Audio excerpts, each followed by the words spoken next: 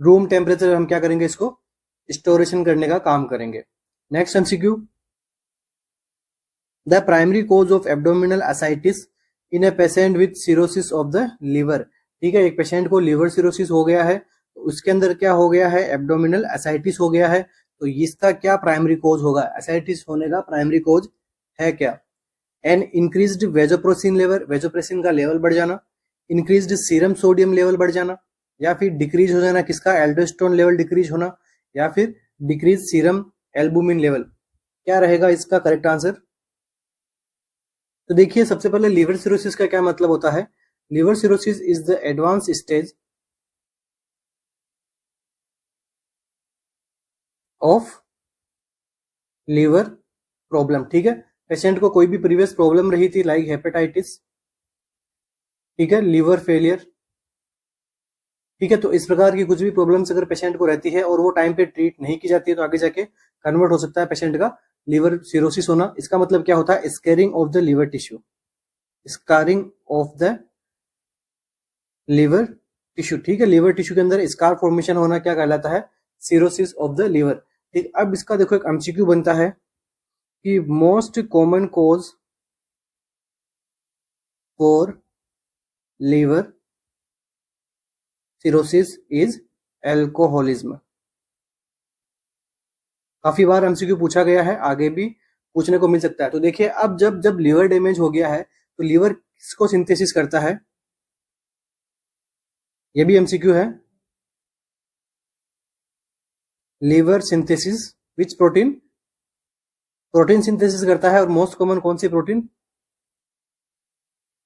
Albumin. ठीक है, तो लीवर क्या करता है, एल्बुमिन को यहाँ पे सिंथेसिस करता है, एल्बुमिन प्रोटीन को सिंथेसिस करने का काम करता है। तो अब देखिए, लीवर में डैमेज हो गया तो क्या देखने को मिलेगा, डिक्रीज देखने को मिलेगा, क्या, एल्बुमिन लेवल। तो अपना करेक्ट आंसर क्या हो जाएगा, एल्बुमिन लेवल डिक्रीज देखने को मिलता है। अब देखिए, और जब लीवर सिरोसिस होता है तो क्या होता है, अब एसाइटिस क्यों होता है ये देखिए। तो जब कभी भी एल्बुमिन का लेवल यहाँ पे डिक्रीज होगा तो क्या हो जाएगा, decrease in oncotic pressure, oncotic pressure भी कम हो जाएगा, जिसकी वजह से पर्सन में क्या होने लगेगा, एडिमा। ठीक है, तो अब जब ये एडिमा अगर एब्डोमिनल कैविटी के अंदर अगर ये एडिमा हो, लाइक क्या हो जाना, फ्लूइड का कलेक्शन। एडिमा का अंदर क्या होता है, सेल्स के अंदर फ्लूइड कलेक्शन हो जाना, तो वो तभी क्या होता है, एडिमा होता है। और यही फ्लूइड कलेक्शन अगर एब्डोमिनल कैविटी में होता है तो इसको हम क्या बोलते हैं, असाइटिस। ठीक है, इसको हम क्या बोलते हैं, असाइट्स। ठीक है, हमने क्या कहा, असाइट्स। तो इसका प्राइमरी कोज क्या है, decrease serum albumin level. Next MCQ हमारा, a patient returns from surgery, which nursing diagnosis takes priority at this time. एक पेशेंट है जो क्या सर्जरी के बाद में आया है आपके पास में, पोस्ट ऑपरेटिव यूनिट में आया आपके पास में, which nursing diagnosis take priority at this time. इस टाइम पे जो है वो नर्सिंग डायग्नोसिस में क्या प्रायोरिटी को रखिएगा, इनफेक्टिव ब्रीथिंग पैटर्न को, डिफिशिएंट फ्लूइड वॉल्यूम को, imbalance nutrition less than body requirement, या फिर डायरिया। ठीक है, तो देखिए, a person return from surgery, तो हो सकता है वहां पे उसको क्या दिया गया हो, एनेस्थेसिया दिया गया हो। तो एनेस्थेसिया की वजह से अगर उसको जनरल एनेस्थेसिया देते हैं, ठीक है, या फिर कुछ भी सर्जरी के अंदर करते हैं, तो क्या है कि सबसे अपनी प्रायोरिटी क्या रहती है, एयरवे। ठीक है, सबसे पहले हमें क्या देखना है, एयरवे को देखना होता है। तो इनफेक्टिव ब्रीथिंग पैटर्न उसके अंदर देखने को मिल रहे हैं, तो यहाँ पे अपना क्या रहेगा, प्रायोरिटी हमारी ये रहेगी। ठीक है, इसके बाद में यहाँ पे ऑप्शन के अकॉर्डिंग, क्योंकि इसके अंदर देखिए ऑप्शन में आपको प्रायोरिटी देखनी है। ठीक है, तो ऑप्शन में प्रायोरिटी क्या है, इनफेक्टिव ब्रीथिंग पैटर्न को अपन क्या करेंगे, प्रायोरिटी देंगे, यहाँ पे अपना करेक्ट आंसर मानेंगे। ठीक है, deficit blood volume, fluid volume यहाँ पे डिफिशिएट है, ब्लड वॉल्यूम यहाँ पे डिफिशिएट नहीं है, तो अपनी प्रायोरिटी क्या रहेगी, इनफेक्टिव ब्रीथिंग पैटर्न। अगर ब्रीथिंग पैटर्न ये अबनॉर्मल होगा तो आगे जाके वो हाइपोक्सिया के अंदर लीड करे, आगे जाके वो डेथ भी उसको हो सकता है। Next MCQ, a client with status asthmaticus is in severe respiratory distress. एक पेशेंट है जिसको क्या है, अस्थमेटिकस की प्रॉब्लम है, और अभी वो क्या है, सीवियर रेस्पिरेटरी डिस्ट्रेस के अंदर है। The nurse should maintain the client in which position. तो पोजीशन क्या देगी नर्स ऐसे पेशेंट को, ये आपसे पूछा गया है।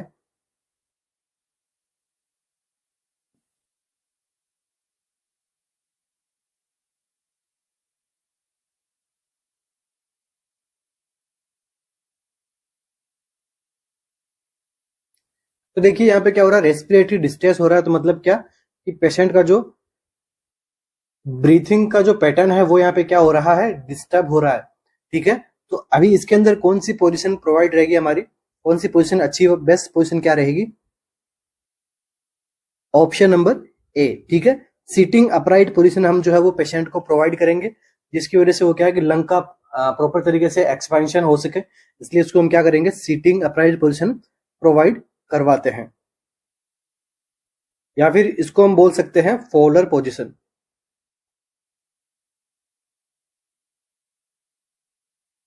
फॉलर पोजीशन में भी कौन सी, हाई फॉलर। ठीक है, ध्यान में रखना, क्वेश्चन आपसे आगे भी पूछा जा सकता है, पोजीशनिंग से लेके काफी एमसीक्यूज बनते हैं। ठीक है, क्यों दी हमने इसको, यही पोजीशन क्यों दी, तो एक्सपेंड करेगी किसको, थोरेसिक कैविटी को। बाकी side line supine and pure condition यहाँ पे अपन प्रोवाइड नहीं करवाते हैं। और देखिए इसी के साथ ही एक कंडीशन और होती है, ARDS, acute respiratory distress syndrome. तो देखिए इस कंडीशन में क्या है, मैं आपको बता रहा हूं कौन से पेशेंट को, अगर कोई मैकेनिकल वेंटिलेशन वाला पेशेंट हो और उसको क्या हो रहा है यहाँ पे ARDS हो, तो यहाँ पे अपन उसको क्या पोजीशन प्रोवाइड करते हैं, प्रोन पोजीशन। ठीक है, एमसीक्यू बना हुआ है, आगे भी बन सकता है। ठीक है, तो अगर जब इसको हम क्या करते हैं 100% यहाँ पे O2 देंगे, तो भी ये क्या है कि यहाँ के इसका क्या रहेगा, ARDS वाले एक्यूट रेस्पिरेटरी डिस्ट्रेस वाले के क्या रहेगा, O2 का लेवल कम रहता है, तो इसके लिए हम इसका करेंगे प्रोन पोजीशन उसको हम प्रोवाइड करवाते हैं। तो ये क्या करेगी, इंप्रूव कर देगा क्या, oxygen blood level, improve O2 blood level by this position. ठीक है, अब इस पोजीशन को क्या कहते हैं, इस मेथड को क्या कहते हैं, प्रूनिंग। ठीक है, प्रूनिंग किया हमने पेशेंट का, मतलब क्या, प्रोन पोजीशन प्रोवाइड किया। Next MCQ, the nurse encourage a post operative patient to move his legs. Nurse encourage कर रही है पोस्ट ऑपरेटिव पेशेंट को कि आप अपने पैरों का मूवमेंट कीजिए। Contracting the leg muscle help prevent which post operative complication. तो जो लेग मसल्स के अंदर कॉन्ट्रैक्ट करना कौन सी पोस्ट ऑपरेटिव कॉम्प्लिकेशन को प्रिवेंट कर सकता है, pleurisy, portal hypertension, hypostatic pneumonia, या फिर पल्मोनरी एम्बोलिज्म। तो क्या करना है, पोस्ट ऑपरेटिव में पेशेंट को सजेस्ट किया कि आप अपने लेग का मूवमेंट कीजिए ताकि आपके अंदर कौन सी कॉम्प्लिकेशन नहीं हो। तो करेक्ट आंसर क्या होगा, पल्मोनरी एम्बोलिज्म जो है वो यहाँ पे प्रिवेंट हो जाएगा, ऐसे अपन करेंगे तो। ठीक है, पल्मोनरी एम्बोलिज्म में क्या होता है, अगर किसी ब्लड का जो क्लॉट है वो लंग्स तक पहुंच जाना, ठीक है, एम्बोलाई के रूप में। ठीक है, एम्बोलाई के रूप में जो ब्लड का क्लॉट है वो लंग्स तक पहुंच जाना, इसको हम क्या कहते हैं, पल्मोनरी एम्बोलिज्म। तो अगर कोई पेशेंट है वो लॉन्ग टाइम तक जो है वो एक्टिविटी नहीं करेगा, तो क्या रहेगा, सर्कुलेशन वहां पे क्या हो जाएगा, डिक्रीज। तो सर्कुलेशन डिक्रीज होने की वजह से लंबे टाइम तक जो फ्लूइड का एक जगह पे पड़े रहने की वजह से वो क्या कर जाएगा, क्लोट कर जाएगा। ठीक है, इसकी वजह से क्या करते हैं अपन, उसको मूवमेंट के लिए अपन सजेस्ट करते हैं कि आप अपने लेग्स का मूवमेंट कीजिए ताकि जो आपके अंदर क्लोट फॉर्मेशन नहीं हो लेग्स के अंदर। ठीक है, क्वेश्चन का आंसर क्या हो जाएगा, पल्मोनरी एम्बोलिज्म। अब देखिए प्लूरेसी क्या होता है, inflammation of chest cavity layer. ठीक है, चेस्ट कैविटी की लेयर्स के अंदर का इन्फेक्शन इन्फ्लामेशन होना, जो कि ब्रीथिंग के साथ में यहाँ पे क्या होता है, शार्प पेन होगा पेशेंट को प्लूरेसी के अंदर। ठीक है, ध्यान में रखना, एमसीक्यू बना हुआ है कि कौन सी ऐसी कंडीशन है जिसमें ब्रीथिंग के साथ में शार्प पेन होता है। तो लंग्स में, चेस्ट कैविटी में शार्प पेन इनटू चेस्ट, तो कौन सी कंडीशन में होता है, प्लूरेसी के अंदर। क्योंकि यहाँ पे क्या हो गया, जब वो एक्सपेंशन होगा लंग्स के साथ में, वो तो क्या है पहले से इन्फ्लाम्ड है, तो वहां पे क्या होगा, शार्प पेन होगा, पर्सन की जो ब्रीथिंग पैटर्न है वो यहाँ पे डिस्टर्ब हो जाएंगे। ठीक है, स्वेलिंग और इरिटेशन देखने को मिलता है हमें इसमें। देखिए पोर्टल हाइपरटेंशन क्या होता है, पोर्टल हाइपरटेंशन मींस जो ऐसी पोर्टल वेन्स, ठीक है, पोर्टल वेन्स के अंदर क्या होना, प्रेशर बढ़ जाना। पोर्टल वेन्स के अंदर प्रेशर बढ़ जाना। पोर्टल वेन्स क्या करती है, डाइजेस्टिव सिस्टम से ब्लड वापस कलेक्ट करती है, कौन करती है, पोर्टल वेन्स। ठीक है, और इनके अंदर क्या हो जाना, प्रेशर अराइज होना। क्यों हो जाएगा, क्योंकि कोई किसी भी प्रकार की लीवर प्रॉब्लम होने की वजह से क्या होता है, पोर्टल हाइपरटेंशन बढ़ता है, तो जिसकी वजह से आगे जाके आपको कॉम्प्लिकेशन देखने को मिल सकती है। क्या नाम उसका, इसोफेजियल वेरिसस। ठीक है, ध्यान में रखना मोस्ट कॉमन कॉज क्या है इसका, पोर्टल वेन हाइपरटेंशन या फिर पोर्टल हाइपरटेंशन भी अपन इसको कह सकते हैं। नेक्स्ट ऑप्शन में क्या दिया गया, हाइपोस्टेटिक न्यूमोनिया। तो देखिए हाइपोस्टेटिक न्यूमोनिया के अंदर क्या होता है कि जो डोर्सल सरफेस रहती है, डोर्सल सरफेस रहती है लंग्स की, तो यहाँ पे क्या होना, न्यूमोनिक कंडीशन होना, इसको हम क्या कहते हैं, हाइपोस्टेटिक न्यूमोनिया। हाइपोस्टेटिक ही क्यों कहा इसको, क्योंकि अगर ऐसे किन पेशेंट के अंदर होता है, बेड रिडन पेशेंट में, या फिर जो लंबे टाइम तक सुपाइन पोजीशन में अगर पेशेंट पड़ा रहे तो इसके अंदर क्या हो सकता है, हाइपोस्टेटिक न्यूमोनिया हो सकता है। ठीक है, लंग्स के अंदर इन्फेक्शन इन्फ्लामेशन होना, वो भी कौन सी, डोर्सल सरफेस में, क्योंकि वो लंबे टाइम तक लेटा हुआ है। ठीक है, बेड रिडन पेशेंट में होता है, जिसको हम क्या बोलते हैं, हाइपोस्टेटिक न्यूमोनिया। ठीक है, इसके अंदर क्या हो जाता है, न्यूमोनिया के अंदर क्या होता है, fluid collection.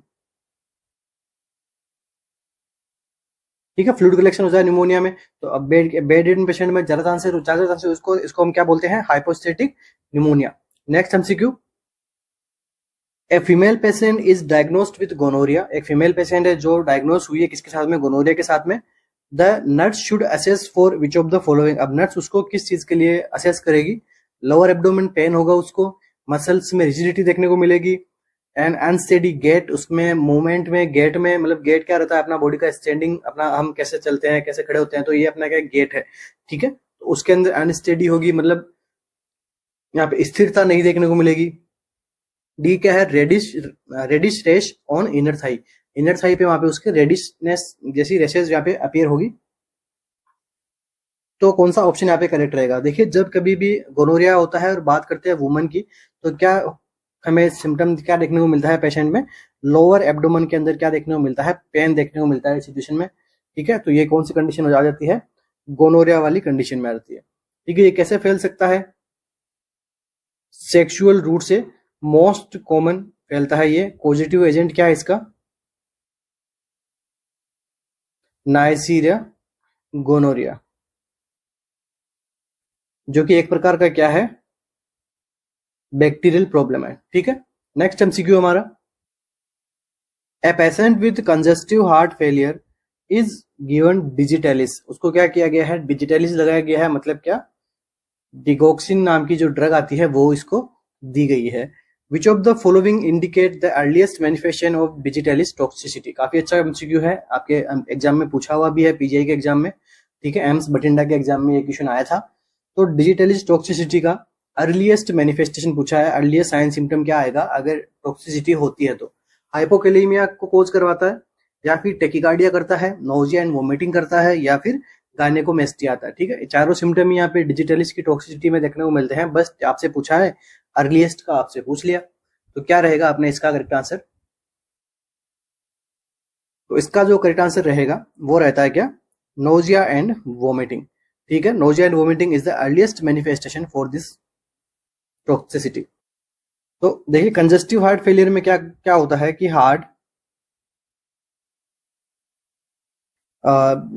Doesn't pump blood. ठीक है, हार्ट जो है वो प्रॉपर तरीके से ब्लड का पंप आउट नहीं कर पाता है, जिससे आगे जाके जो बॉडी के अंदर इससे कॉम्प्लिकेशंस देखने को मिल सकती है। इसको हम क्या कहते हैं, कंजस्टिव हार्ट फेलियर। मतलब क्या है कि पंपिंग मैकेनिज्म जो है हार्ट का वो यहाँ पे डिस्टर्ब हो गया है। अब इसके अंदर हमने कौन सी ड्रग दी, डिगोक्सिन ड्रग दी। ठीक है, तो ये कौन किस प्रकार की ड्रग है, पॉजिटिव आइनोट्रोप्स एंड नेगेटिव डेमोट्रोफिक।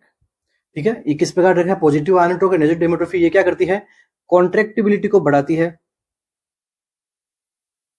कॉन्ट्रेक्टिबिलिटी को तो इंक्रीज करती है, एंड हार्ट रेट को ये क्या कर देगी, डिक्रीज कर देगी। ठीक है, तो ये इसका वर्क होता है। तो ये क्या करती है, कॉन्ट्रेक्टिविटी बढ़ा देगी, तो मतलब क्या हो जाएगा, पंपिंग मैकेनिज्म ठीक हो जाएगा हार्ट का। तो कंजस्टिव हार्ट फेलियर की ड्रग ऑफ चॉइस क्या हो गई, digoxin.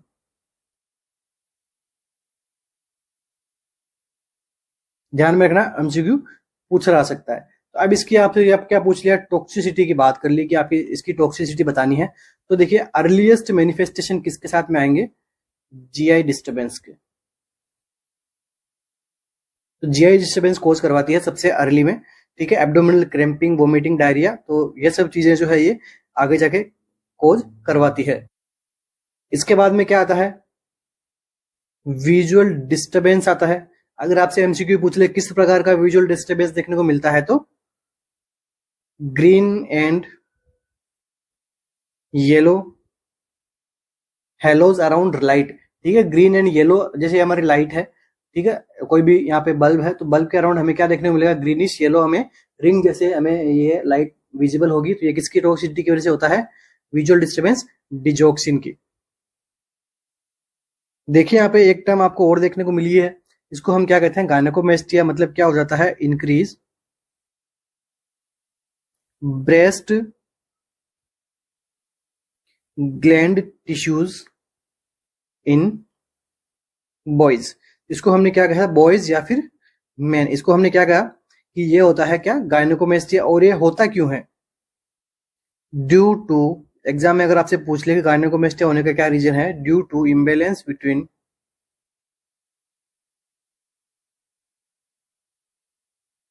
Oestrogen and estrogen and testosterone. ठीक है, इम्बेलेंस हो जाना एस्ट्रोजन में टेस्टोस्टेरोन में, जिसकी वजह से पेशेंट के अंदर जो मेल क्लाइंट है उसके अंदर ब्रेस्ट ग्लैंड टिश्यू के अंदर क्या हो जाना, एनलार्जमेंट होना, उसको हम क्या बोलते हैं, गायनेकोमेस्टिया। ठीक है, डिगोक्सिन भी इसको कोज करवाती है। बट यहाँ पे आपसे क्या पूछा है, अर्लीस्ट मैनिफेस्टेशन पूछा है तो क्या आएगा, nausea, vomiting, abdominal cramp, diarrhoea, like जो भी जीआई डिस्टर्बेंस का आपको सिम्टम दिखे ऑप्शन में, उसको करेक्ट मान के आपको आंसर करेक्ट कर देना है। Next MCQ, a 47-year-old male is admitted with a acute myocardial infarction. He is cold and calm and has severe substernal chest pain with dyspnea. एक एमआई का पेशेंट आया आपके पास में और उसकी स्किन कैसी है, कोल्ड एंड काम स्किन है। ठीक है, उसके बाद में कोल्ड एंड कामी स्किन है, उसके बाद में यहाँ पे सीवियर चेस्ट पेन भी यहाँ पे देखने को मिल रहा है, डिसेप्निया भी उसको हुआ है। Which of the following intervention nurse will implement as the priority basis. तो प्रायोरिटी बेसिस में नर्स ऐसे पेशेंट में क्या करेगी, कौन सा इंटरवेंशन करेगी, administer adrenaline intrathoracic, direct thoracic cavity में एड्रेनलिन की डोज को लगा देगी। Provide a light blanket, light blanket उसको देगी क्योंकि बॉडी कैसी होगी, उसकी कोल्ड हो गई है। Place patient in semi Fowler position में उसको प्लेस करेगी, या फिर administer morphine by slow IV push, या फिर क्या करेगी, मॉर्फिन को जो है वो स्लोली आईवी पुश यहाँ पे लगा देगी।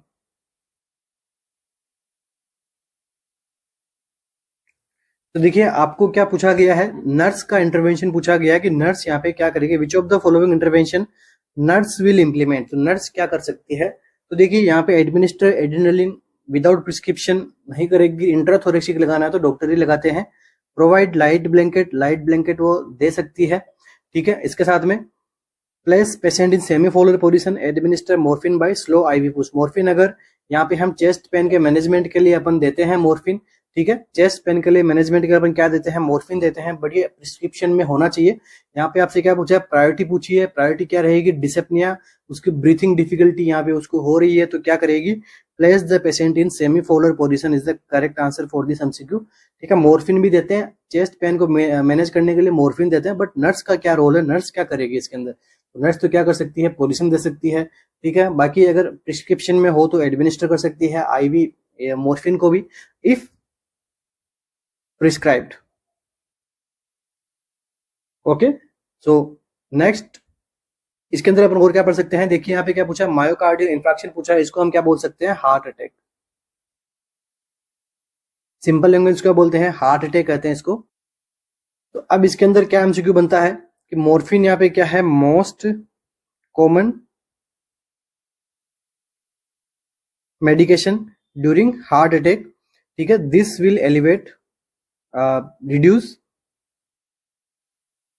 Chest pain.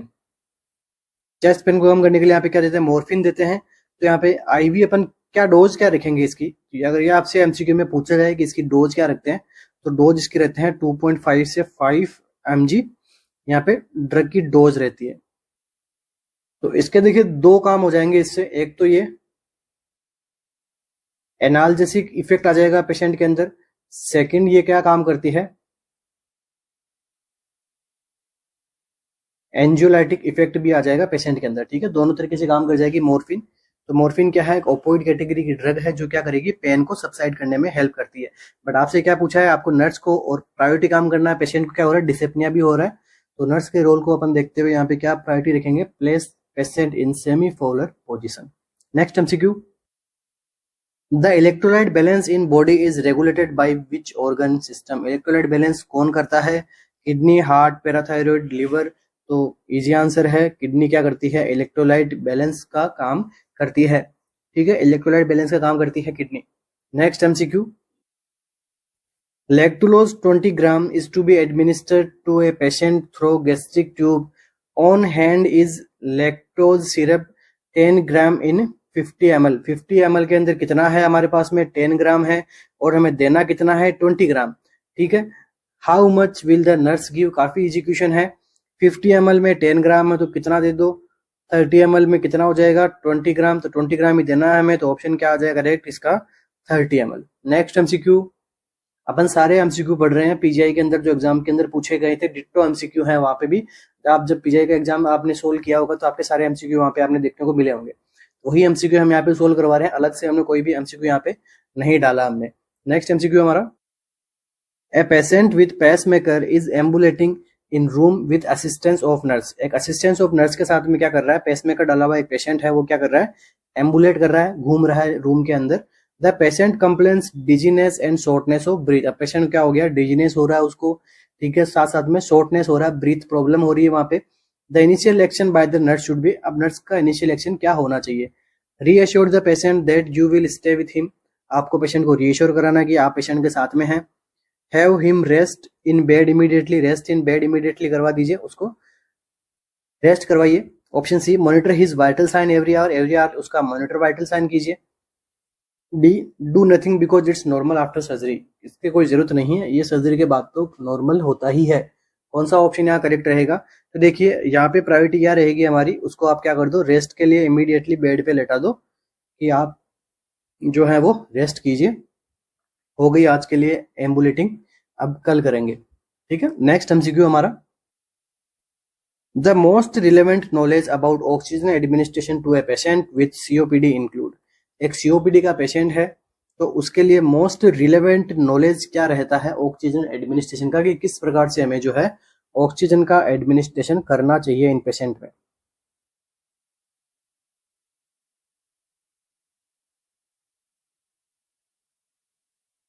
ऑप्शन हमारे पास में, oxygen at 1 to 2 litre per minute is given to maintain hypoxic stimulus for breathing.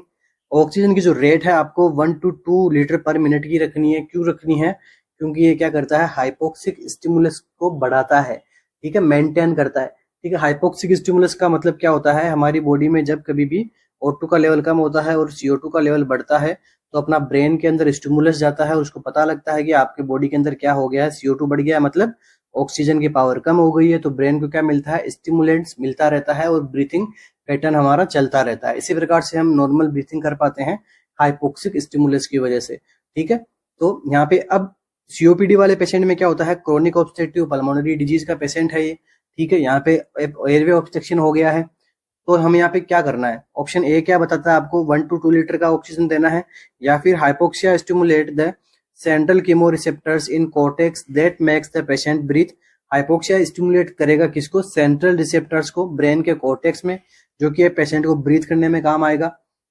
Oxygen is administer best using non rebreathing mask. Non rebreathing mask के साथ में उसको ऑक्सीजन एडमिनिस्ट्रेशन करना है, या फिर ब्लड गैसेस आज monitor using pulse oximeter. Pulse oximeter के साथ में आपको ब्लड गैसेस को मॉनिटर करता रहना है। तो क्या रहेगा? अपने ऑक्सीजन एडमिनिस्ट्रेशन के बारे में आपसे क्वेश्चन पूछा है, करेक्ट आंसर क्या रहेगा? ऑप्शन नंबर ए। ठीक है, तो कभी भी जो सीओपीडी वाले पेशेंट को है तो more than 2 litre per minute की ऑक्सीजन हमें, इससे ज्यादा हमें कभी भी नहीं देनी होती है, क्योंकि हमें क्या करना है? मेंटेन करवाना है किसको? हाइपोक्सिक स्टिमुलस को। करेक्ट आंसर क्या हो जाएगा? Option number A. Next MCQ, in a patient with acute renal failure hypertonic glucose insulin infusion and sodium bicarbonate can be use to treat. जब कभी भी एक्यूट रीनल फेलियर होता है तो हमारी बॉडी में क्या ऐसा होता है जिसके लिए हम क्या करते हैं? हाइपरटोनिक ग्लूकोज हम इंट्रोड्यूस करते हैं पेशेंट को, इंसुलिन का इन्फ्यूजन करते हैं और सोडियम बाइकार्बोनेट का करते हैं। साथ में अगर क्वेश्चन में आपको और देखने को मिले कैल्शियम ग्लूकोनेट, ठीक है, कैल्शियम ग्लूकोनेट का भी करते हैं। तो ये हम किसको ट्रीट करने के लिए करते हैं? हाइपरनेट्रीमिया को ट्रीट करने के लिए, हाइपोकैलेमिया को ट्रीट करने के लिए, हाइपरकैलेमिया को ट्रीट करने के लिए, या फिर हाइपरकैल्सीमिया को ट्रीट करने के लिए, इसके लिए करते हैं हम ऐसा काम। तो देखिए ये हम ट्रीटमेंट करते हैं किसका? हाइपरकैलेमिया का। ठीक है, यहाँ पे क्या होता है, सोडियम का लेवल ज्यादा हो जाता है एक्यूट रीनल फेलियर में, क्योंकि किडनी क्या करती है, यहाँ पे सोडियम का लेवल को मेंटेन करने का काम करती है। लास्ट क्वेश्चन क्या था अभी? इलेक्ट्रोलाइट मेंटेन का काम कौन करता है? रीनल किडनी करती है। तो यहाँ पे क्या हो जाएगा? Acute renal failure. Acute renal failure मतलब सेल, एक किडनी की जो सेल्स है उसके अंदर भी डैमेज हुआ होगा, तो सेल के अंदर क्या पड़ा रहता है? पोटेशियम पड़ा रहता है। तो वहाँ पे हाइपरकैलेमिया, ब्लड के अंदर जो है वो पोटेशियम की लेवल बढ़ जाना, ये क्या कहलाता है? हाइपरकैलेमिया। इसको ट्रीट करने के लिए क्या देते हैं? हाइपरटोनिक ग्लूकोज देते हैं। ठीक है, ये सब चीजें अपन प्रोवाइड करवाते हैं। तो देखिए सबसे पहले अपन बात कर लेते हैं माइल्ड हाइपरकैलेमिया। तो माइल्ड हाइपरकैलेमिया हुआ हो तो इसको हम किस प्रकार ट्रीट करते हैं? डायूरेटिक के साथ में। डायूरेटिक भी कौन सी? Non potassium sparing. Potassium sparing का क्या मतलब होना? पोटेशियम को बॉडी में होल्ड करना, बाकी का आपको यूरिन आउटपुट करवाना। बट यहाँ पे डायूरेटिक कौन सी काम में लेंगे? Non potassium sparing. तो यहाँ पे कौन सी काम में ले सकते हैं? फ्रूसोमाइड। ठीक है, फ्रूसोमाइड अपन दे सकते हैं अपन 40 to 80 mg IV अपन यहाँ पे फ्रूसामाइड लगा सकते हैं अगर माइल्ड हाइपरकैलेमिया होता है तो। ठीक है, इसके साथ में फ्रूसामाइड के साथ में आप एक और दे सकते हो, इसको हम क्या बोलते हैं? काएक्सिलेट। ठीक है, एमसीक्यू पूछा हुआ था एक बार एम्स में कि हाइपरकैलेमिया को ट्रीटमेंट में लिए कौन सा सॉल्यूशन काम में ले सकते हैं, तो काएक्सिलेट को भी हम काम में ले सकते हैं। काएक्सिलेट कितना? 10 to 20 gram to in 100 ml। ठीक है, तो इसके अंदर इतना हम सॉल्यूशन बना के जो है यहाँ पे पेशेंट को जो है वो ओरली और रेक्टली हम यहाँ पे जो है वो पेशेंट को प्रोवाइड करवा सकते हैं treatment for the mild kalaemia. इसके बाद में क्या आता है, आपसे पूछा जा सकता है कि मॉडरेट कैलेमिया। Moderate hyperkalaemia. तो देखिए बात करते हैं मॉडरेट हाइपरकैलेमिया की, तो यहाँ पे अपन क्या करते हैं, उसको इंसुलिन प्लस ग्लूकोज देना शुरू करते हैं। Glucose plus insulin. ठीक है, इनका क्या काम करता है? ये क्या कर देगा? उसको शिफ्ट कर देगा वापस सेल के अंदर। ठीक है, इनका शिफ्टिंग का काम होता है। जो भी ब्लड के अंदर एक्स्ट्रा पोटेशियम है उसको वापस शिफ्ट कर दो सेल में, ताकि ब्लड के अंदर पोटेशियम का लेवल मेंटेन हो जाए। तो कितना रखते हैं? हाइपरटोनिक ग्लूकोज देते हैं इंसुलिन के साथ में। कितना रखेंगे? 50 ml D50 plus 10 unit of regular insulin. ठीक है, रेगुलर इंसुलिन का कितना यूनिट? 10 यूनिट। और D5 कितनी हम देंगे यहाँ पे? 50 ml। कितने टाइम से देना है? और 15 to 30 मिनट्स तक हमें क्या करना है? इसको प्रोवाइड करवाना है। साथ साथ में ये तो हो गया मैनेजमेंट टाइप फर्स्ट। इसके बाद मैनेजमेंट टाइप 2 में आपको क्या करना है? सोडियम बाइकार्बोनेट भी अपन दे सकते हैं। कितना दे सकते हैं? 15 मिली इक्वलेंट IV अपन इसको प्रोवाइड करवा सकते हैं। इसके बाद में क्या दे सकते हैं अपन? थर्ड मैनेजमेंट कैसे कर सकते हैं? एल्ब्यूट्रोल। ठीक है, एल्ब्यूट्रोल या फिर साल्बुटामोल से हम क्या कर सकते हैं? नेबुलाइज कर सकते हैं 10 to 20 mg फॉर 15 मिनट तक। ठीक है, ये हम नेबुलाइजेशन के अंदर भी काम में लेते हैं। अब बात करते हैं अपन सीवियर। ठीक है, अब बात करते हैं हम सीवियर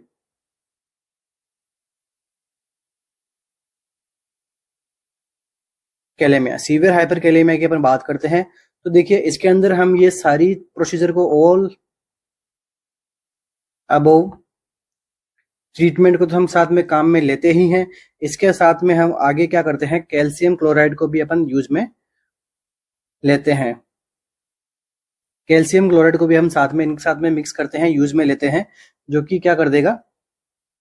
इमीडिएटली इसके जो लेवल को मेंटेन कर देगा ब्लड में। ठीक है, कैल्शियम क्लोराइड बढ़ा देंगे तो पोटेशियम कैल्शियम का लेवल जो एक रेशियो होना चाहिए वो यहाँ पे जो लेवल है इसका मेंटेन हो जाएगा।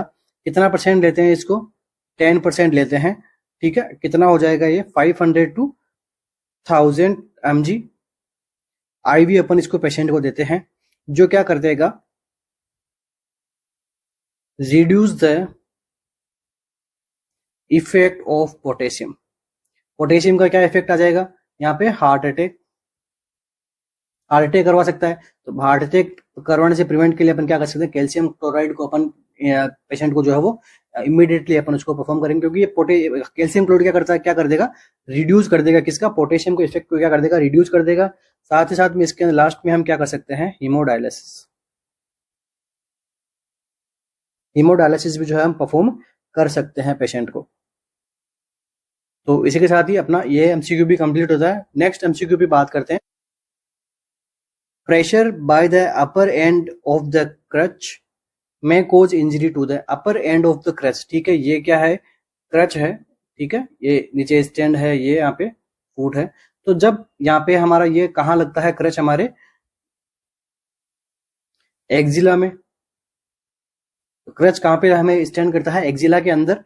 तो इसका क्या पूछा है कि pressure by the upper end of the chest. तो अपर एंड के अंदर का ये जो एरिया है, तो इसका अगर एक्जिला के ऊपर प्रेशर लगता है तो इंजरी किसमें हो सकती है, एक्जिलरी नर्व में, लॉन्ग थेरेसिक नर्व में, मीडियन नर्व में, तो अल्नार नर्व में। तो ऑप्शन सिंपल सा है अपना, कहाँ पे इंजरी हो जाएगी, एक्जिलरी नर्व के अंदर यहाँ पे इंजरी देखने को मिल सकती है।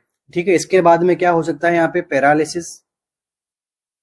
पैरालिसिस ऑफ द हैंड की एक्जिलरी के अंदर क्या हो जाएगा, पैरालिसिस हो जाएगा। तो इसको हम क्या बोलते हैं, क्रच पाल्सी। अब यहाँ पे ये तो हो गई हमारे एक्जिलरी नर्व। अब देखिए प्लेक्सस कौन सा यहाँ पे, कौन से प्लेक्सस के अंदर यहाँ पे प्रेशर लगता है, कौन से प्लेक्सस के अंदर यहाँ पे इंजरी होती है, तो इसको हम क्या बोलते हैं, ब्रेकियल प्लेक्सस।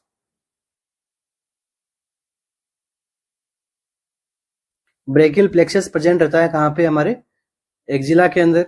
ठीक है, इसके अंदर क्या एक्जिलरी नर्व भी रहती है, ब्रेकियल प्लेक्सस। तो यहाँ पे क्या रहता है, प्रेशर अरेंज रहता है। ठीक है, ये भी क्या हो जाता है साथ साथ में डैमेज।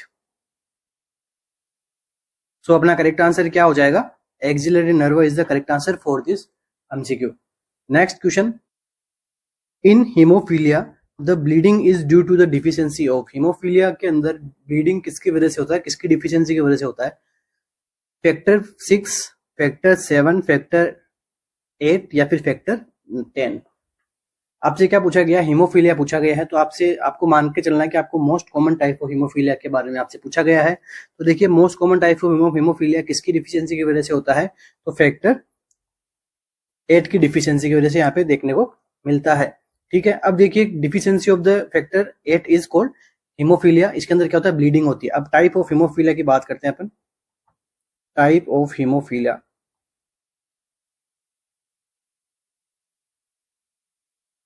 इसके अंदर कितने टाइप के होते हैं, मेनली ये 4 टाइप के हमें देखने को मिलते हैं। ठीक है, फर्स्ट टाइप क्या होता है, hemophilia A, hemophilia B and hemophilia C and hemophilia. Next क्या होता है, पैरा हीमोफीलिया। नेक्स्ट क्या होता है, इसकी मिलती जुलती डिजीज है जो कि इसके अंदर हम ही पढ़ते हैं, वॉन विल्ब्रंड डिजीज। ठीक है, तो ये कुछ कंडीशन, ये कुछ हीमोफीलिया के यहाँ पे टाइप है। ठीक है, अब इसके अंदर कौन सा फैक्टर अफेक्ट होता है, हीमोफीलिया ए के अंदर जो फैक्टर अफेक्ट होता है वो होता है फैक्टर 8।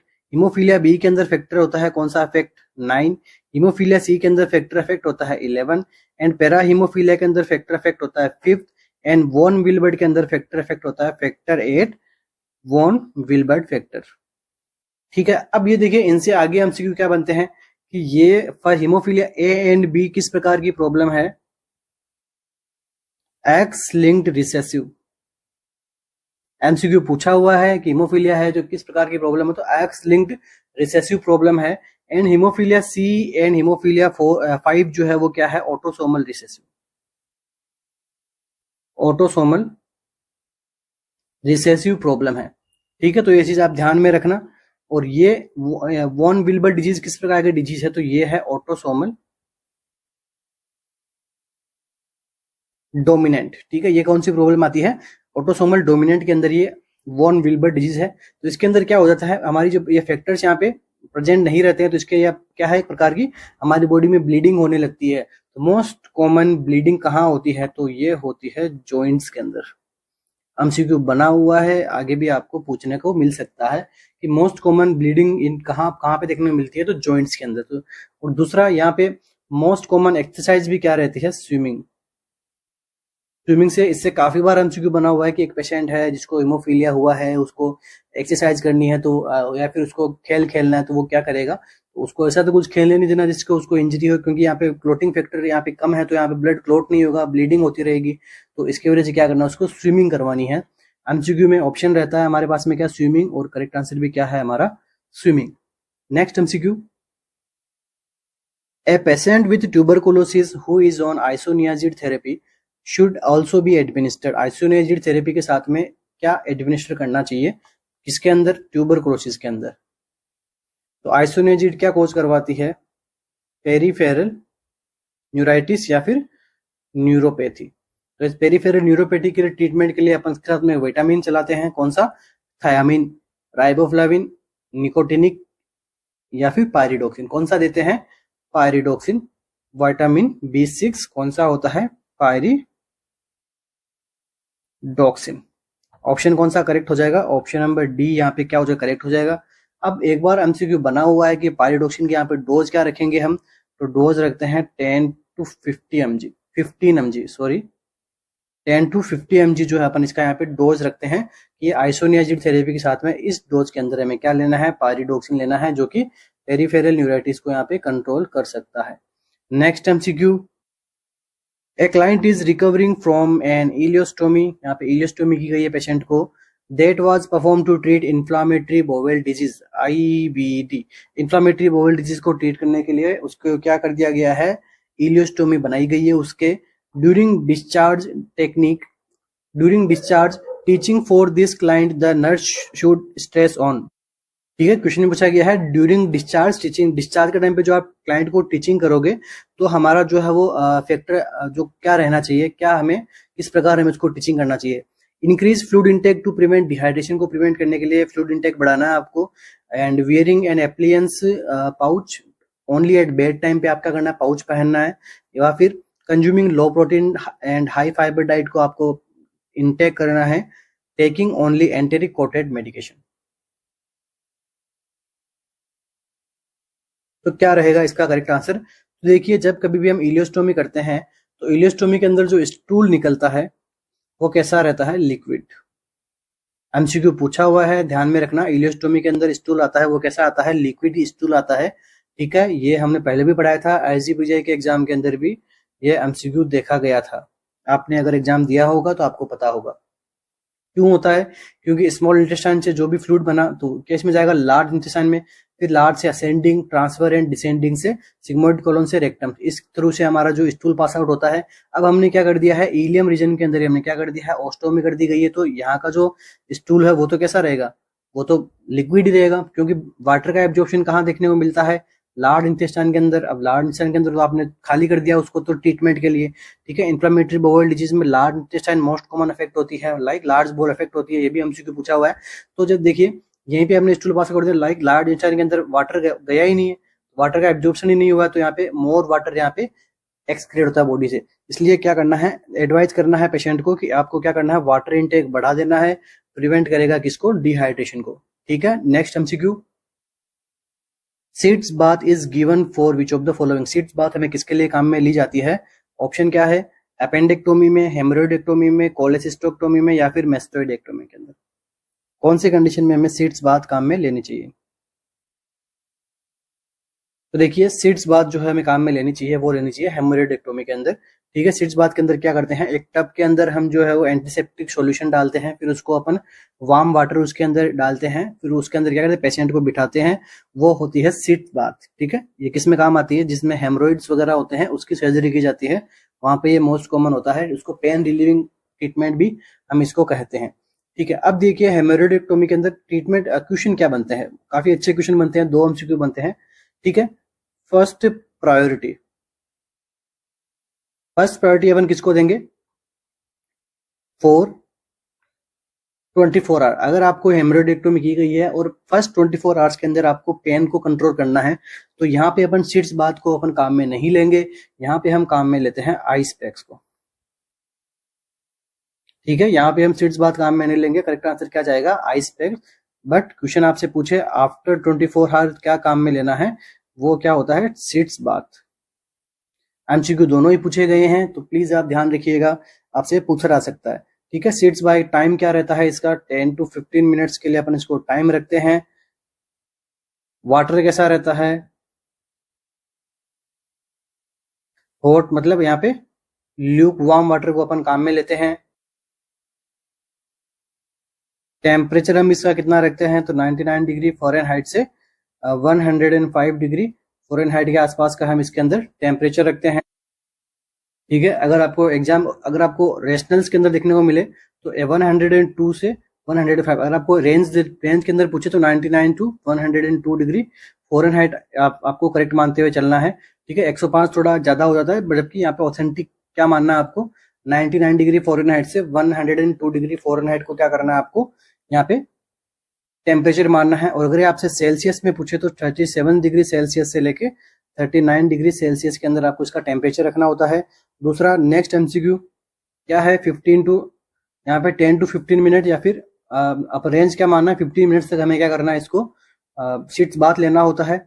नेक्स्ट इसके अंदर साल्ट क्या मिलाते हैं, ये यहाँ से एमसीक्यू बना हुआ है एक बार कि इसके अंदर कौन सा साल्ट मिलाया जाता है, एंटीसेप्टिक साल्ट कौन सा मिलाया जाता है, तो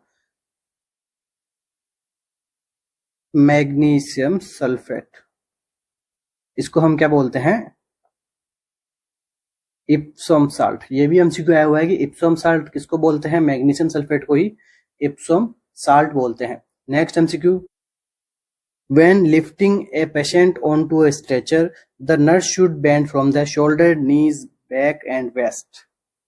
नर्स को जो है वो कहां से बेंड होना है, तो सिंपल सा है, नीज से हमें क्या करना है, बेंड होना। कभी भी बैक साइड से, वेस्ट से बेंड नहीं होना है, क्योंकि ये आपको इंजरी कर सकता है। तो जब कभी भी lifting a patient on to stretcher, stretcher से लिफ्ट करना है तो बेंड कहां से होना है आपको, नी से। Next MCQ, roughage in the diet which stimulate. Roughage आप कुछ सब्सटेंस होते हैं लाइक फाइबर फूड होते हैं, तो इनको आप जब डाइट में लेते हैं तो ये क्या स्टिमुलेट करते हैं, एपेटाइट को स्टिमुलेट करेंगे, पेरिस्टालसिस को स्टिमुलेट करेंगे, फ्लो ऑफ डाइजेस्टिव जूस को ये स्टिमुलेट करेंगे, या फिर सर्कुलेशन को स्टिमुलेट करेंगे। डाइजेशन में क्या काम करते हैं,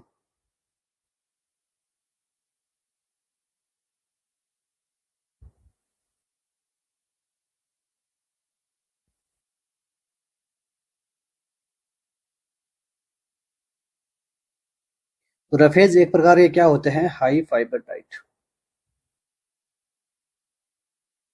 हाई फाइबर डाइट होते हैं, तो हाई फाइबर डाइट क्या करती है, पेरिस्टालसिस मूवमेंट को बढ़ाने में काम करती है। ठीक है, पेरिस्टालसिस मूवमेंट को बढ़ाने में काम करती है कौन सी, हाई फाइबर डाइट। ठीक है, ये किसमें होते हैं, हाई फाइबर डाइट किसमें होते हैं, वेजिटेबल्स में होती है, फ्रूट्स में होती है, हाई फाइबर डाइट होती है। Next MCQ, which of the following में इंटरफेयर विद वुंड हीलिंग।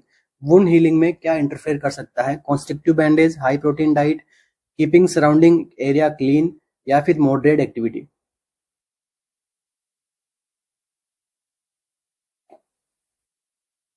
तो देखिए हमें क्या करना है, वुंड हीलिंग करना है। अगर हम यहाँ पे कॉन्स्ट्रिक्टिव बैंडेज बांध देंगे तो इससे क्या हो जाएगा, decrease blood flow to the wound.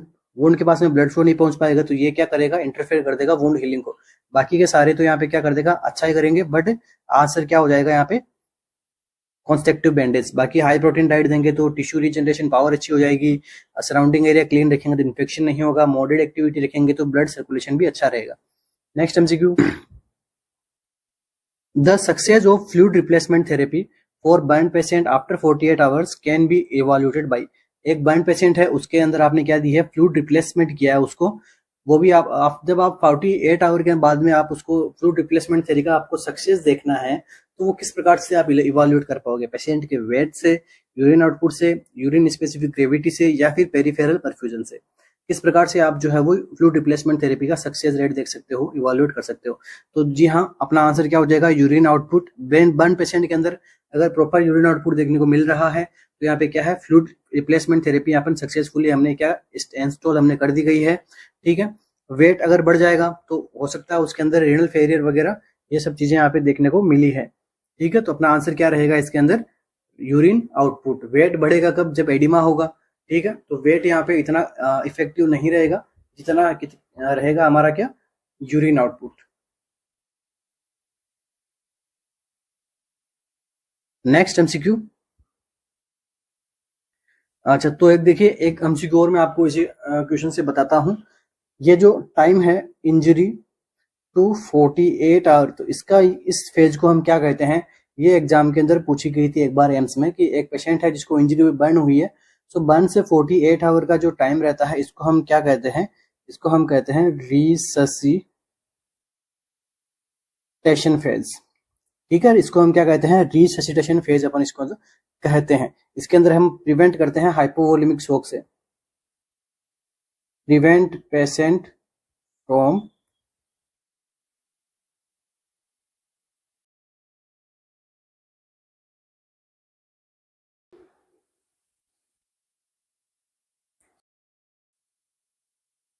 So thank you so much guys. मिलते हैं अपने नेक्स्ट सेशन के अंदर। सेशन करते रहिएगा, कीप ग्राइंडिंग। Thank you.